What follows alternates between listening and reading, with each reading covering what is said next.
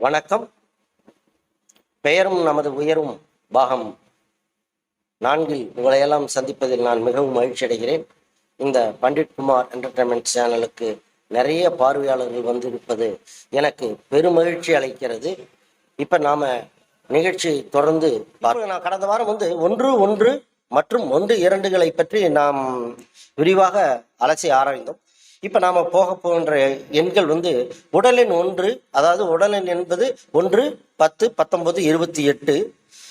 அதில் கூட்டுத்தொகையாக, அதாவது பிறந்த தேதி, பிறந்த மாதம், பிறந்த வருடம் கூட்டுத்தொகையாக 3 வந்தால் என்ன மாதிரி பலன்கள் உங்களுக்கு கிடைக்கும்? இந்த 1, 3 பிறந்தவர்கள் எல்லாம் மிகவும் அற்புதமான ஒரு பலன்களை அடைவார்கள். அதாவது சூரியன் குருவினுடைய ஆதிக்கத்தில் பிறந்தவர்கள் இவர்கள்.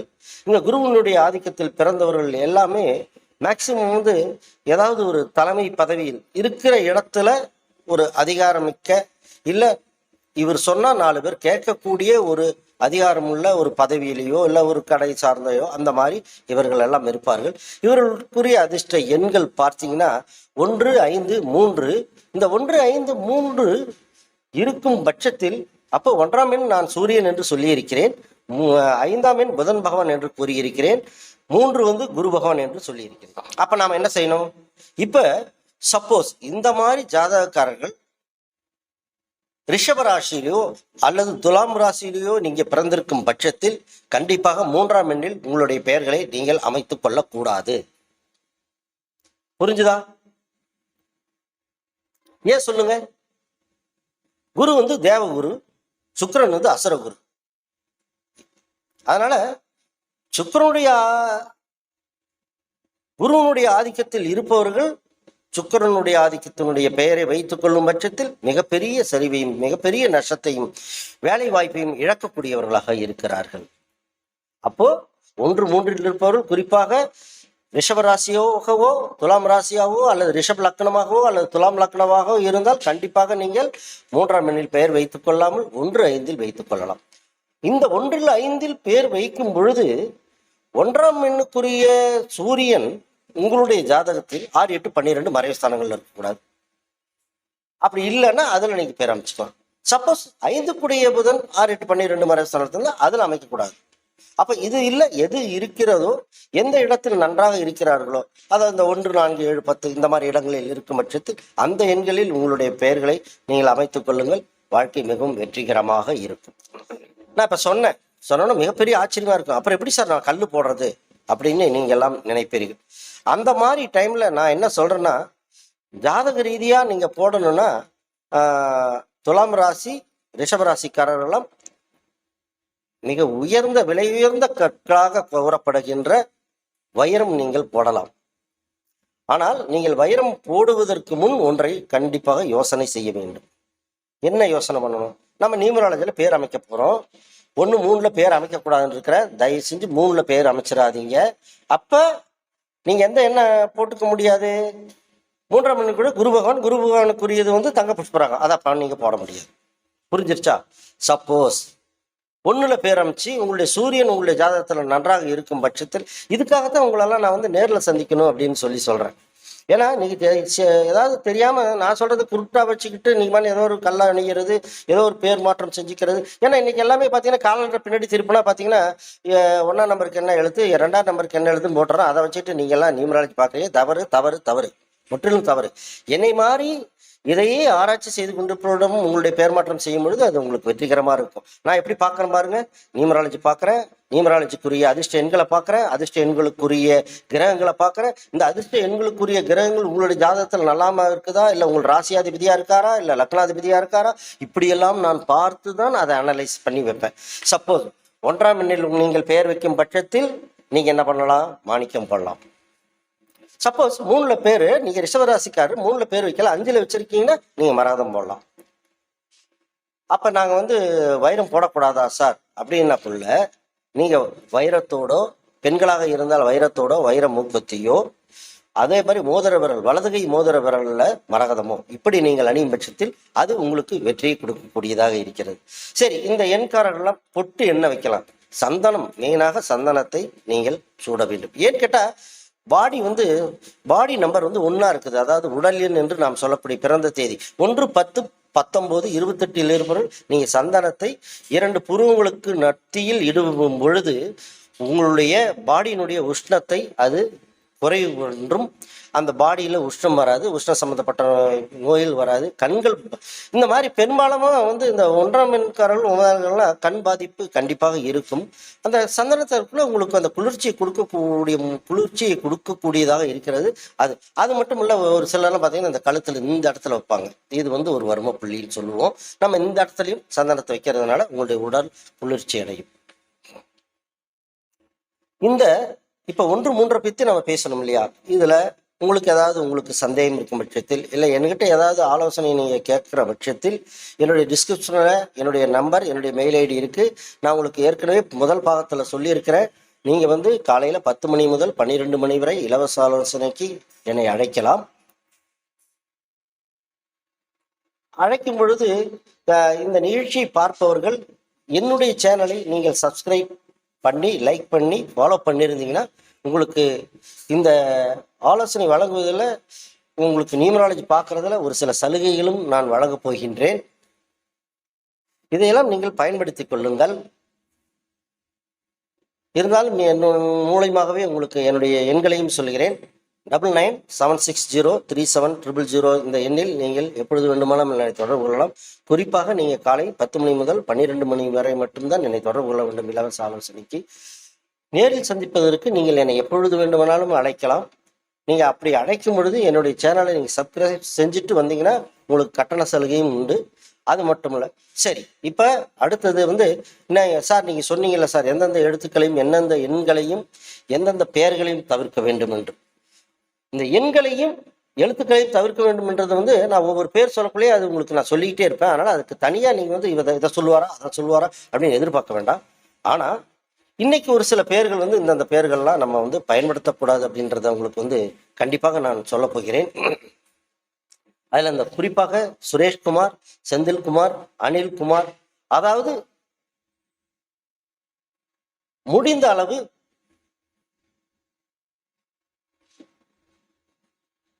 இரண்டு பெயர்களை தயவு செய்து யாரும் வைத்துக் கொள்ள வேண்டாம். செந்தில் அப்படின்னா ஒரு பெயர் முடிஞ்சு போகுது, இல்லோட முடிஞ்சிருது. குமார் என்பது ஒரு பெயர், சுரேஷ் என்பது ஒரு பெயர், குமார் என்பது ஒரு பெயர், ரமேஷ்குமார் என்பது ஒரு பெயர், ரமேஷ் என்பது ஒரு பெயர், குமார் என்பது ஒரு பெயர். இந்த மாதிரி முடிந்து தொடங்குகின்ற பெயர்களை யாரும் தயவு செய்து வைத்துக் கொள்ள வேண்டாம். அப்ப உங்களுக்கு ஒரு கேள்விக்குறி கண்டிப்பாக வரும். ஏன் சார் 3-4 பேர்லாம் ஒரே ஆள் ஒரு பெயரை வச்சிருக்காருங்களே அப்படின்னு நீங்க நினைப்பீங்க. நமது ஆட்சியாளர்கள், நமது தற்போதைய ஆட்சியாளர்கள் கூட ஒரு சிலர் வந்து 3 பெயர்களை வைத்திருக்கிறார்கள். ஆனால் நான் சொன்னதை நீங்கள் கவனமாக கவனிக்க வேண்டும். முடிந்து தொடங்குகின்ற 2 பெயர்களை தான் நான் வைத்துக் கொள்ள வேண்டாம் என்று சொன்னேன். ஆனால் அதுவே 3 பெயர்களை, முடிந்து தொடங்குகின்ற பெயர்கள் தொடர்ந்து இருக்கின்ற பெயர்களாக இருந்தால் அதிக வெற்றியை கொடுக்கக்கூடிய பெயர்களாக இருக்கிறது.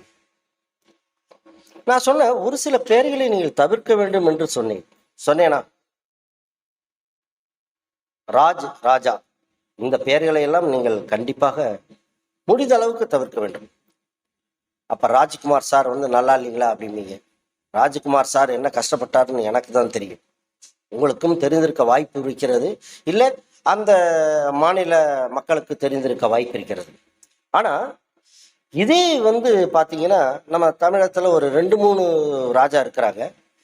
பாத்தீங்கன்னா ஒரு வாழ்க்கை முடிந்து இன்னொரு வாழ்க்கை தொடங்குகின்ற வாழ்க்கையாக தான் அவருடைய வாழ்க்கை இருந்தது.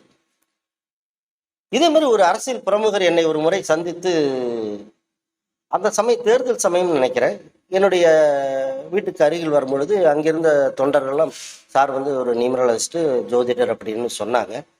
அப்ப அந்த வேட்பாளர் வந்து என்னை கேட்கிறாரு, அவர் யாருன்னு கேட்க வேண்டாம், ஆனா அவருடைய பெயர் ராஜா. என்ன சார், நீங்கள் வெற்றி பெறுவீர்கள், பதவியும் கிடைக்கும், பதவியும் பறிபோகும் என்று நான் சொன்னேன். அதே போல அவர் வெற்றி பெற்றார், பதவி பெற்றார், பகையிலிருந்து விலகியும் போனார். எனக்கு அதுல எந்த சந்தோஷம் இல்லை. தயவு செஞ்சு அப்படி வந்து யாரும் தவறாக என்னை எடை போட வேண்டாம். இந்த மாதிரி வந்து எதுக்கு இதை சொல்ல வந்த அப்படின்னா, அந்த பேருக்குரிய பலன் அவர் அப்படி போனதுக்குள்ள எனக்கும் அந்த வருத்தம் உண்டு. ஏன்னா அந்த ஊர் மக்களை பொறுத்தளவுக்கு அவர் வந்து நிறைய பேருக்கு நிறைய உதவிகள் செய்திருப்பதை வந்து நான் கேள்விப்பட்டிருக்கேன். நான் பார்த்ததில்ல நேரில், ஏன்னா எனக்கு பொய் பேச தெரியாது. தேவையில்லாத போய் பேச வேண்டியதில்லை, அவசியம் இல்லை. அதனால நான் அதை சொல்கிறேன். ஆனால் சப்போஸ் என் அருகில் இருப்பவர்களோ, என்னை சார்ந்து இருப்பவர்களோ, எனக்கு தெரிந்தவர்களோ ஏதாவது துன்பப்பத்தில் இருக்கும் பொழுது அவர்களுக்கு ஒரு பொய் சொன்னால் அவருடைய வாழ்க்கை இனிக்கும், இல்லை சந்தோஷப்படுவார்கள், இல்லை வாழ்க்கையின் உச்சத்திற்கு போவார்கள்னு கண்டிப்பாக நான் சொல்லியிருக்கேன். ஏன்னா அவ்வளோ ரொம்ப நல்லவன்லாம் நான் கிடையாது. ஏன்னா நல்லவனாக இருக்கணும், ரொம்ப நல்லவனாக இருக்கக்கூடாது. தயவுசெய்து இந்த நிகழ்ச்சியில் இன்னொரு விஷயம் கூட நான் சொல்கிறேன். நம்மெல்லாம் வந்து ஏதோ ஒரு விதத்தில் நமக்கு என்ன தேவையோ அதை மட்டும் சம்பாதித்து நம்ம அதை மட்டும் நம்மளுடைய வாழ்க்கையை நடத்தும் பட்சத்தில் உலகத்தில் கண்டிப்பாக ஒரு 80% மக்கள் கஷ்டப்பட வேண்டிய அவசியமே இல்லை.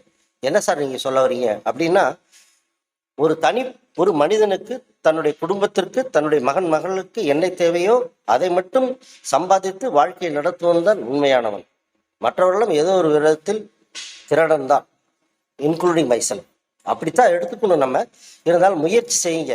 அதாவது நல்லவனாக இருக்க வேண்டாம், ரொம்ப மோசமான இருக்கணும், நல்லவனாக இருப்பதற்கு முயற்சி செய்யுங்கன்னு தான் நான் சொல்கிறேன். அப்போது இந்த மாதிரி குறிப்பிட்ட ஒரு சில பெயர்களை நீங்கள் வந்து தவிர்க்கணும். 2 பெயர்கள், முடிந்து தொடங்குகின்ற பெயர்களை வைத்துக் கொள்ள வேண்டாம். இந்த ராஜராஜா, இந்த ராஜராஜா அப்படின்னுக்குள்ள பார்த்தீங்கன்னா எந்தெந்த பகுதியில் இந்த ராஜ் அப்படின்னு வர்றதை பார்க்கக்குள்ள அந்தந்த ராஜான்ற வர்ற பகுதிகளை எல்லாம் நீங்கள் அந்த பகுதியில் தான் குறிப்பிட்ட காலத்திற்கு வந்து அவங்களுக்கு வந்து ஒரு சிரமங்களும் இருப்பாங்க. ஆனால் ஒரு பாதி வாழ்க்கை வந்து மிக உச்சத்தில் மிக புகழ்பெற்றவர்களாகவும் இருப்பார்கள். இதையெல்லாம் வந்து நீங்கள் மனதில் கொண்டு உங்களுடைய தேவைகளுக்கு ஏற்ப இந்த பெயர் மாற்றம் தேவை, இந்த பெயர் மாற்றம் வேலை செய்யும் என்று நம்பிக்கை இருந்தால் என்னை சந்தித்தால் போதுமானது. அடுத்து இன்னொரு நம்பரை பற்றி நான் பேசலான்னு ஆசைப்பட்றேன். 1, 3 பற்றி நம்ம பார்த்துட்டோம். 1, 4 பற்றி இப்போ பேச போகிறேன். இந்த 4ஆம் எண்ணை வந்து ஃபஸ்ட்டு நிகழ்ச்சியிலே ஏதோ சொல்ல வரக்குள்ள அது வந்து நான் உங்களுக்கு சின்ன சின்ன உதாரணங்கள் வந்து சொன்னேன். 1, 4 என்பது 1ஆம் எண் வந்து உடல் எண், 4 என்பது பிறந்த தேதி, பிறந்த மாதம், பிறந்த வருடத்தை கூட்டி வருகின்ற தொகை வந்து 4ஆக வரும் பட்சத்தில் அது ராகு பகவானுடைய ஆதிக்கத்தில் இருக்கிறது. ஆனால் ஒரு பழமொழி உண்டு, ராகுவை போல் கொடுப்பாரும் இல்லை, கேதுவை போல் கெடுப்பாரும் இல்லை என்று சொல்வார்கள். அப்படிலாம் கிடையாது. கேது பகவான் ஞானகாரகன், ராகு பகவான் மோட்சகாரகன் என்று சொல்லக்கூடியவர்கள். இந்த கேது பகவானுடைய ஆதிக்கத்தில் இருப்பவர்கள் எல்லாம் கோயில் திருப்பணி, ஒரு ஆன்மீகத்தை சார்ந்தவர்களாக இருப்பார்கள். அதை நம்ம அப்புறம் பார்க்கலாம். இப்போ 4ஆம் எண்காரர்களை பார்க்கக்குள்ள ராகுவை போல் கொடுப்பாரும் இல்லை, கேதுவை போல் கெடுப்பாரும் இல்லை என்று நான் சொன்னேன். அதுக்காக கேது பகவான் கெடுப்பார் என்பது இல்லை, அவர் இருக்கின்ற இடத்தை கெடுக்கின்றார், அவ்வளவுதான். அவர் மாறிட்டாருன்னா அப்புறம் அந்த கெடுதல் போயிடும் இல்லையா? ஆனால் ராகு பகவான் வந்து ராகுவை போல் கொடுப்பாரும் இல்லைன்னா அவர் எப்பொழுதும் கொடுப்பாருன்னு நீங்கள் தயவு செஞ்சு நினைச்சிட்டு இருக்க வேண்டாம். என்ன கொடுப்பார் ராகு, என்னை கொடுப்பார் அப்படின்னு. அதாவது நான் முதல்ல அந்த முதல் நிகழ்ச்சியில் சொன்ன மாதிரி இந்த 4ஆம் எண்காரெல்லாம் உலக அறிவு பெற்றவர்கள். உலக அறிவுன்னா இப்போ இந்தியாவில் இருந்தாலும் இந்தியாவில் என்ன இருந்தாலும் ஒரு முக்கியமான விஷயம்லாம் அவங்களுக்கு தெரியாமல் இருக்காது. 4 நாட்டை பற்றி பேசக்கூடியவர்கள், ஒரு 10 நாட்டை பற்றி பேசக்கூடியவர்கள், 10 தேசத்தை பற்றி, 10 மாநிலத்தை பற்றி பேசக்கூடிய ஒரு பரந்த அறிவு கொண்டவர்களாக இருப்பார்கள். இப்போ 1, 3க்கு வந்து சுக்கிரன் வந்து 3ல் இருக்குள்ள இப்போ ரிஷபம் துலாபமாக இருந்தால் பகை வீடாக இருக்குது, ராசியாதிபதியாக இருக்குது, லக்னாதிபதியாக இருக்குது. அதனால் நீங்கள் பொதுவான எண்களில் 1, 5 உங்களுக்கு ஜாதகத்தில் நல்லா இருந்தால் அதை வச்சுக்கணும்னு நான் உங்களுக்கு சொன்னேன். ஆனால் இப்போ 1, 4ல் இருக்குது சார், என்ன மாதிரி பேர் வைக்கலாம் அப்படின்னு நீங்கள் கேட்கும் பொழுது உங்களுக்குரிய அதிர்ஷ்ட எண்கள் 1, 5, 6. அப்போ இப்போ 1, 5, 6 அதாவது சூரியன், புதன், சுக்கிரன் இதில் பேர் அமைக்கலாம். அப்போ நீங்க சப்போஸ் இப்போ இதில் எதிரியில் மட்டும் நான் சொல்லிடுறேன். அப்போ நல்லவங்கள நீங்கள் எடுத்துக்கணுன்றது தான் இதுக்கு அர்த்தம். ஒன்று விளக்கம் சொல்ல போனால் நீண்ட நேரங்களை எடுக்கிறது. நான் நிறைய பேருக்கு உதவி செய்யணும்னு ஆசைப்பட்றேன். அதில் இன்னொன்று என்னென்னா, இப்போ 6ஆம் எண் வந்து சுக்கிரனோட பேரை வச்சோம்னா நம்ம ஆடம்பரமாக இருக்கலாம் அப்படின்றது ஒரு சில. ஏன்னா சுக்கிரன் தானே அந்த என்ன சொல்கிறது மீடியா பவர்னு சொல்லலாம்.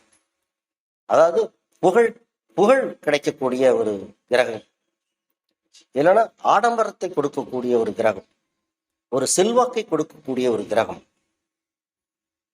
சுக்கிரன் நல்லா இருந்தால் தான் வந்து உங்களுக்கு வந்து இந்த சினிமா துறை, விளம்பரத்துறை, பத்திரிகை துறை இது மாதிரிலாம். அதுக்கு கூடவே வந்து இதுவும் இருக்கணும், புதனும் நல்லா இருக்கணும். புதனும் நல்லா இருந்தால் தான் அதெல்லாம் வந்து நம்ம சரியாக செய்ய முடியும். நன்றாக இல்லாமல் எதுவுமே செய்ய முடியாது. இருந்தாலும் இந்த 1-4 கூடியவர்கள் எந்த மாதிரி போடலாம்னா கோமேதகம் போடலாம். ஏன்னா அவங்க 1-4 கூடியவர்கள் வந்து 4ஆம் எண்காரர்கள்லாம் கண்டிப்பாக நீங்கள் கோமேதகம் போடணும். ஏன்னா உங்களுடைய உயிர், உங்களுடைய உடல் தான் இருக்குது. ஆனால் அந்த உடலை இயக்கக்கூடியது வந்து உயிர் தானே. அந்த அது என்ன சொல்லணும், இந்த ரத்தம் சதை நரம்புகள் தான் நம்மளை இயக்குகின்றன. அதுக்கு வந்து இந்த நீங்கள் கோமேதகம் அணியக்குள்ள அந்த பாதிப்புகள் கொஞ்சம் உங்களுக்கு அந்த ராகுனுடைய பாதிப்புகள் அதிகமாக இருக்காது. உங்களுக்கு அது வேலை செய்ய ஆரம்பிக்கும். அதனால நீங்கள் கோமேதகம் அணியணும். ஆனால் நீங்கள் கோமேதகம் அணியக்குள்ள சப்போஸ் நீங்கள் 1, 5, 6 பேர் வைக்கல, 6ஆம் சுக்கிரன், நீங்கள் 6ஆம் சுக்கிரன் பேர் வைக்கும் பட்சத்தில் நீங்கள் மீன ராசியாகவோ அல்லது தனுசு ராசியாகவோ இருக்கக்கூடாது. நல்லா புரிஞ்சுக்கிங்க. 6ஆம் எண்ணில் நீங்கள் பெயர் வைக்கும் பட்சத்தில், கூட்டு எண் 6 என்று வரும் பொழுது நியூமராலஜி பெயர் வைக்கும் பட்சத்தில் தனுசு ராசி தனுசு லக்னமும் இருக்கக்கூடாது, மீன ராசி மீன லக்னம் இருக்கக்கூடாது. அப்படி இல்லாம இந்த 1, 5, 6 கிரகங்கள் சூரியன், புதன், சுக்கிரன் இவங்க நல்ல இடத்துல 1, 4, 7, 10 இருந்தால் அந்த இடத்தில் நீங்கள் வைத்துக் கொள்ளலாம். இவர்களுக்கு பொதுவாகவே நீங்க வந்து இந்த மாதிரி ராசிக்காரர்கள், இப்ப ஒரு சில ராசிக்காரங்களுக்குலாம் பாத்தீங்கன்னா இந்தந்த கலர்கள் போட்டாதான் உங்களுக்கு வந்து சிறப்பா இருக்கும் அப்படின்னு நான் சொல்லுவேன். போடுங்க, வேணான்னு சொல்ல. ஆனா நான் பொதுவாக பார்த்தீங்கன்னா நான் வந்து ஜோசியர் இல்லையா, நான் வந்து ஒவ்வொரு நாட்களுக்கும் ஒவ்வொரு கிழமைக்கும் தகுந்த மாதிரி நான் வந்து துணி ட்ரெஸ் பண்ணுவேன். குறிப்பாக சட்டை. திங்கக்கிழமையாக இருந்தால் நான் வெள்ளை போடுறேன், செவ்வாய்க்கிழமையாக இருந்தால் சவுத் போடுறேன், புதன்கிழமையாக இருந்தால் இன்னைக்கு மஞ்சள் போட்டிருக்கிறேன், வியாழக்கிழமையாக இருந்தால் மஞ்சள் போடுறேன், புதன்கிழமையாக இருந்தால் பச்சை போடுறேன், வெள்ளிக்கிழமை நீங்கள் வெள்ளை போடலாம், சனிக்கிழமை கலந்து போடலாம், ஞாயிற்றுக்கிழமை சனிக்கிழமை கருப்பு போடுங்க, ரொம்ப சிறப்பு. ஏன்னா சனீஸ்வரனுடைய பாதிப்பு இருப்பவர்கள் அனைவரும் வந்து கருப்பு கலந்து துணியும் போடலாம். இருந்தாலும் நீங்கள் பியூர் பிளாக் போடுறது ரொம்ப ரொம்ப உங்களுக்கு வெற்றியை கொடுக்கும். ஞாயிற்றுக்கிழமை கலந்த ஒரு புள்ளி போட்ட சட்டை, இந்த பூ போட்ட சட்டை, இந்த மாதிரிலாம் நீங்கள் போடலாம். உங்களுக்கு வந்து எந்த பொட்டுக்களை வேண்டுமானாலும் அணியலாம்னு சொல்லிட்டேன். சப்போஸ் நீங்கள் வந்து 1, 4 இருக்கனால நீங்கள் கோமதமும் போடணும்.